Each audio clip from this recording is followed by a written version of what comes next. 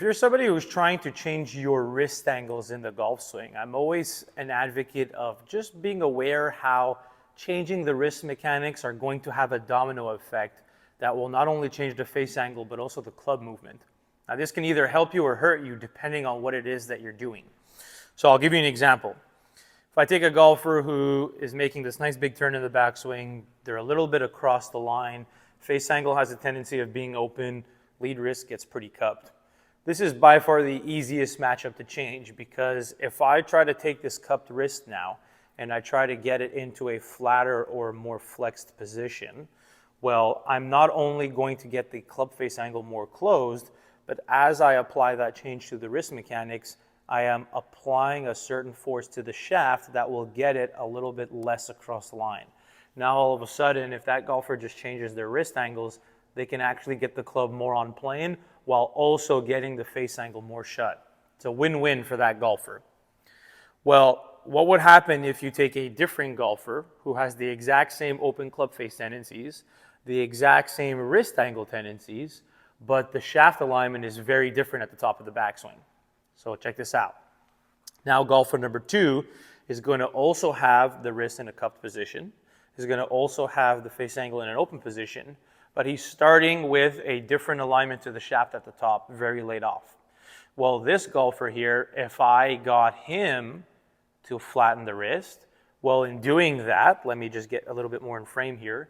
Doing that will also close the club face like golfer number 1, but look at how this shaft now is actually even more laid off. So part of the problem here is now that the club has tipped more laid off, well, in golfer number 1's case, if I did it, I just got the club in a good spot, and it might actually help the shaft pitch differently coming down as well. But golfer number 2, I got to the top, alignment to the shaft was very different before applying the change.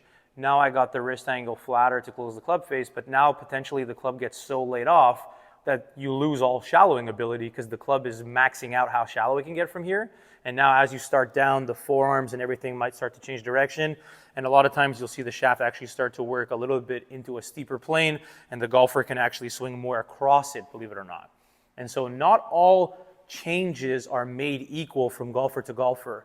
In both of those scenarios, changing the wrist angle had a direct correlation to obviously the club face in a good way, but there is one golfer who, because of where his club alignment was at the top of the backswing, benefited from it, but the second golfer where the club alignment was at the top might actually get penalized from it, because now it's like, where does that golfer possibly go with the shaft from there? Well, they're going to go this way on it.